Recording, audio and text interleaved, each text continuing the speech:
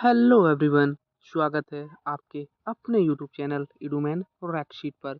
आज जो RRB NTPC का जो एग्ज़ाम हुआ यानी कि 17 मार्च की जो सेकंड शिफ्ट हुई है उसका 100% एनालिसिस करेंगे। प्लीज़ वीडियो को लाइक और चैनल को सब्सक्राइब जरूर कर लें।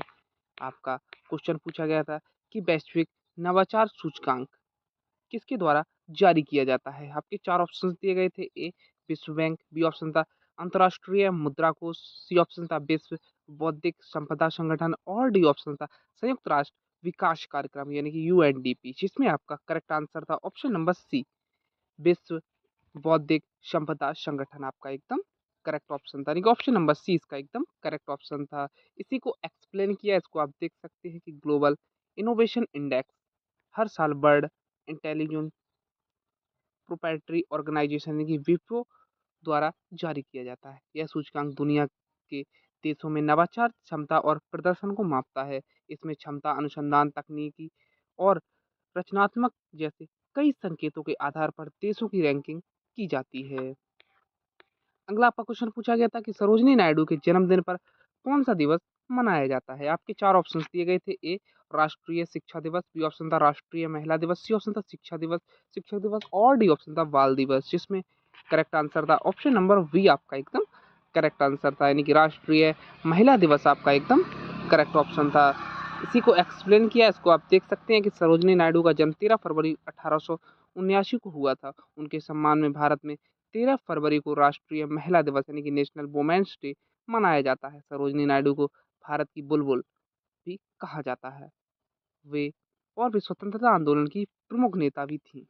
अगला आपका क्वेश्चन पूछा गया था, इससे पहले प्लीज वीडियो को लाइक और चैनल को सब्सक्राइब जरूर कर लें। क्वेश्चन था आपका, लवणीय और क्षारीय मिट्टी सबसे अधिक कहाँ पाई जाती है। आपके 4 ऑप्शन थे। ए केरल, बी ऑप्शन था असम, सी ऑप्शन था राजस्थान और गुजरात और डी ऑप्शन था हिमाचल प्रदेश, जिसमें करेक्ट आंसर था ऑप्शन नंबर सी, यानी कि राजस्थान और गुजरात आपका एकदम करेक्ट ऑप्शन था, यानी कि ऑप्शन नंबर सी इसका एकदम करेक्ट ऑप्शन था। इसी को एक्सप्लेन किया, इसको आप देख सकते हैं कि लवणीय और क्षारीय मिट्टी उन क्षेत्रों में पाई जाती है जहां वर्षा कम और अधिक उष्ण वाष्पीकरण होता है।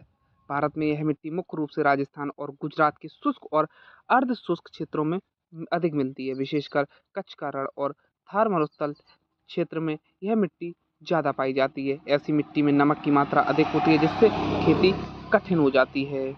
अगला आपका क्वेश्चन पूछा गया था कि MS वर्ड यानी में सेलेक्टेड टेक्स्ट को बोल्ड करने के लिए किस शॉर्टकट की का प्रयोग किया जाता है। बोल्ड किससे करते हैं। 4 ऑप्शंस थे। A control plus U, B option था control plus I, C option था कंट्रोल प्लस पी और डी ऑप्शन था कंट्रोल प्लस पी, जिसमें करेक्ट आंसर था ऑप्शन नंबर सी, यानी कि कंट्रोल प्लस पी आपका एकदम करेक्ट आंसर था, जिसे हम बोल्ड करते हैं। और इसी को हमने एक्सप्लेन किया है। इसको आप देख सकते हैं कि कंट्रोल प्लस बोल्ड का उपयोग MS वर्ड में चुने हुए सेलेक्टेड टेक्स्ट को बोल्ड करने के लिए किया जाता है। इससे टेक्स्ट गाढ़ा यानी कि बोल्ड दिखाई देता है और महत्वपूर्ण शब्दों को हाईलाइट करने में मदद मिलती है। जो अन्य शॉर्टकट के जैसे कंट्रोल प्लस यू ये अंडरलाइन के लिए और कंट्रोल प्लस आई इटैलिक के लिए और कंट्रोल प्लस पी प्रिंट के लिए यूज होता है। अगला आपका क्वेश्चन पूछा गया था कि पुर्तगालियों को भारत से किसने बाहर निकाला था। 4 ऑप्शन थे। ए जवाहरलाल नेहरू, बी ऑप्शन था सुभाष चंद्र बोस, सी ऑप्शन था महात्मा गांधी और डी ऑप्शन था इंदिरा गांधी, जिसमें करेक्ट आंसर था आपका ऑप्शन नंबर ए, यानी कि जवाहरलाल नेहरू इसका एकदम करेक्ट ऑप्शन था। इसी को एक्सप्लेन किया, इसको आप देख सकते हैं कि पुर्तगाली भारत में गोवा, दमन और दीव पर शासन करते थे। 1961 में भारत सरकार ने ऑपरेशन विजय नामक सैन्य अभियान चलाया। उस समय भारत के प्रधानमंत्री जवाहरलाल नेहरू थे। इस अभियान के बाद गोवा, दमन और दीव भारत में शामिल हो गए और पुर्तगालियों का शासन समाप्त हो गया। अगला आपका क्वेश्चन पूछा गया था कौन ग्राम पंचायत का घटक नहीं है। 4 ऑप्शंस थे आपके। ए ग्राम सभा, बी ऑप्शन था ग्राम पंचायत, सी ऑप्शन था सरपंच और डी ऑप्शन था जिला परिषद, जिसमें आपका करेक्ट आंसर था ऑप्शन नंबर डी, यानी कि जिला परिषद आपका एकदम करेक्ट ऑप्शन था। इसी को एक्सप्लेन किया, इसको आप देख सकते हैं कि पंचायती राज व्यवस्था 3 स्तरों की होती है। ग्राम स्तर जहाँ ग्राम सभा कहते हैं और ग्राम पंचायत, ब्लॉक स्तर पंचायत समिति, जिला परिषद जो स्तर जिला स्तर पर है वह जिला परिषद। इसलिए जिला परिषद ग्राम पंचायत का हिस्सा नहीं है बल्कि जिला स्तर की संस्था है। अगला आपका क्वेश्चन पूछा गया था कि राजस्थान में कौन सी नदी बहती है। 4 ऑप्शन थे आपके। ए लूनी रिवर, बी ऑप्शन था गोदावरी रिवर, सी ऑप्शन था कृष्णा रिवर और डी ऑप्शन था कावेरी रिवर, जिसमें करेक्ट आंसर था आपका ऑप्शन नंबर ए, यानी कि लूनी रिवर आपका रिवर एकदम करेक्ट ऑप्शन था। इसी को एक्सप्लेन किया, इसको आप देख सकते हैं कि लूनी रिवर राजस्थान की प्रमुख नदी है जो अरावली पर्वतमाला के पास से निकलती है। यह मुख्य रूप से राजस्थान के पश्चिमी भाग थार मरुस्थल में बहती है और आगे चलकर कच्छ केरल में समाप्त हो जाती है। यह राजस्थान की सबसे महत्वपूर्ण आंतरिक नदी मानी जाती है। अगला आपका क्वेश्चन पूछा गया था कि 2024 से 26 अवधि के लिए किस देश को अंतर्राष्ट्रीय सौर संगठन यानी कि ISA सभा का अध्यक्ष चुना गया। चार ऑप्शन थे। ए फ्रांस, बी ऑप्शन था जापान, सी ऑप्शन था भारत और डी ऑप्शन था जर्मनी, जिसमें करेक्ट आंसर था आपका ऑप्शन नंबर सी, भारत यानी कि इंडिया इसका एकदम करेक्ट ऑप्शन था। इसी को एक्सप्लेन किया, इसको आप देख सकते हैं कि इंटरनेशनल सोलर अलायंस की 7वीं सभा में 2024 से 2026 के लिए भारत को अध्यक्ष चुना गया। इसी अवधि के लिए फ्रांस को सह अध्यक्ष चुना गया। ISA की स्थापना 2015 में भारत और फ्रांस की पहल पर हुई थी और इसका मुख्यालय गुरुग्राम है जो हरियाणा में स्थित है। अगला क्वेश्चन आपका पूछा गया था, मनमोहन सिंह पहली बार भारत के प्रधानमंत्री कब बने थे। चार ऑप्शन थे। ए 1999, बी ऑप्शन था 2002, सी ऑप्शन था 2004 और डी ऑप्शन था 2009, जिसमें करेक्ट आंसर था आपका ऑप्शन नंबर सी, 2004 आपका एकदम करेक्ट ऑप्शन था। इसी को एक्सप्लेन किया, इसको आप देख सकते हैं कि मनमोहन सिंह पहली बार 22 मई 2004 को प्रधानमंत्री बने। वे इंडियन नेशनल कांग्रेस के नेतृत्व में यूनाइटेड प्रोग्रेसिव अलायंस यानी कि UPA सरकार के प्रधानमंत्री बने। उन्होंने 2004 से 2014 तक 2 कार्यकाल तक प्रधानमंत्री के रूप में कार्य किया। अगला आपका क्वेश्चन पूछा गया था कि भारत में मानसून वापस किस कारण से लौटता है। चार ऑप्शन थे। ए तापमान बढ़ने से, बी ऑप्शन था ITCZ के दक्षिण की ओर स्थानांतरण होने से कारण, सी ऑप्शन था मानसून प्रभाव होने के कारण और डी ऑप्शन था पश्चिमी विक्षोभ के कारण, जिसमें आपका करेक्ट आंसर था ऑप्शन नंबर बी, आपका एकदम करेक्ट आंसर था, जो ITCZ के दक्षिण की ओर स्थानांतरण होने के कारण आपका एकदम करेक्ट ऑप्शन था। इसी को एक्सप्लेन किया, देख सकते हैं कि मानसून की वापसी सितंबर अक्टूबर के दौरान होती है। इस समय इंटर ट्रॉपिकल कन्वर्जेंस जोन जो ITCZ धीरे धीरे दक्षिण की ओर खिसकने लगती है।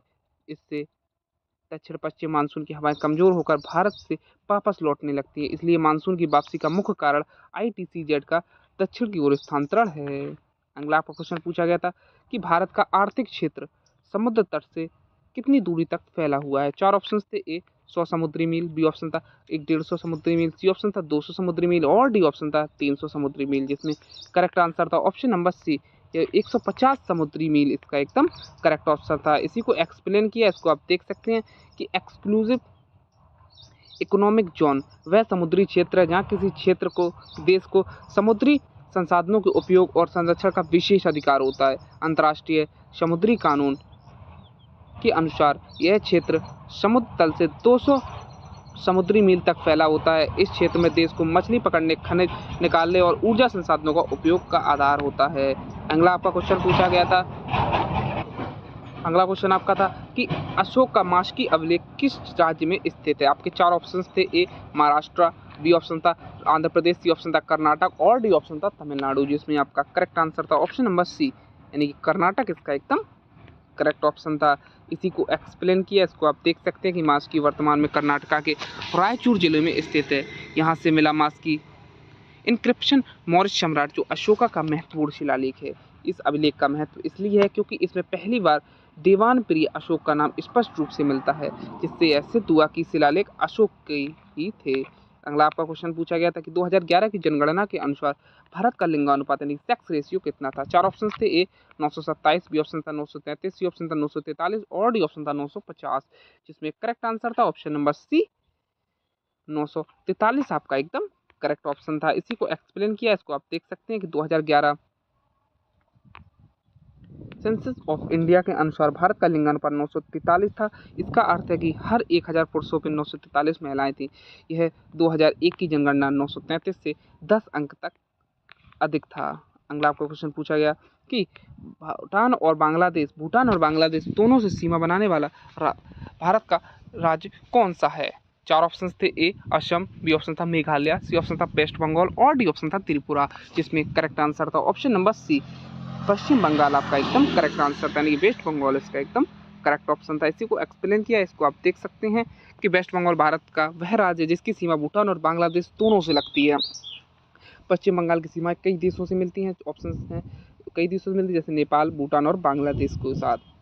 अगला आपका क्वेश्चन पूछा गया था कि 1833 के चार्टर एक्ट के द्वारा क्या किया गया था? चार ऑप्शन थे। ए मद्रास में एक हाई कोर्ट बनाया गया था। बी ऑप्शन था भारत में एक विधि आयोग बनाया गया था। सी ऑप्शन था भारत में एक संघीय न्यायालय बनाया गया था। और डी ऑप्शन था भारत में सर्वोच्च न्यायालय की स्थापना की गई थी। करेक्ट आंसर था आपका ऑप्शन नंबर बी, भारत में एक विधि आयोग बनाया गया था। इसका एकदम करेक्ट ऑप्शन था। इसी को एक्सप्लेन किया, इसको आप देख सकते हैं कि चार्टर एक्ट 1833 ब्रिटिश संसद द्वारा पारित एक महत्वपूर्ण अधिनियम था। इसके तहत भारत में पहला विधि आयोग बनाया गया था जिसके अध्यक्ष थॉमस पेविगॉन मैकॉली थे। इस आयोग का उद्देश्य भारतीय कानून को संहिताबद्ध करना था, जिससे बाद में भारतीय दंड संहिता आईपीसी जैसी कानून व्यवस्था बनी। अगला आपको क्वेश्चन पूछा गया था,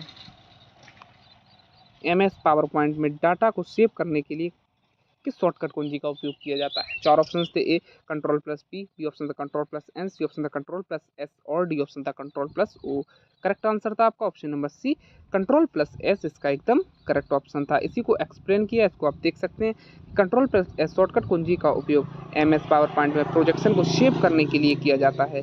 इससे वर्तमान फाइल में किए गए बदलाव सुरक्षित हो जाते हैं। जो कंट्रोल प्लस पी है वह प्रिंट करने के लिए, कंट्रोल प्लस एन नई प्रोजेक्शन बनाने के लिए और कंट्रोल प्लस ए पहले से बनी फाइल खोलने के लिए है।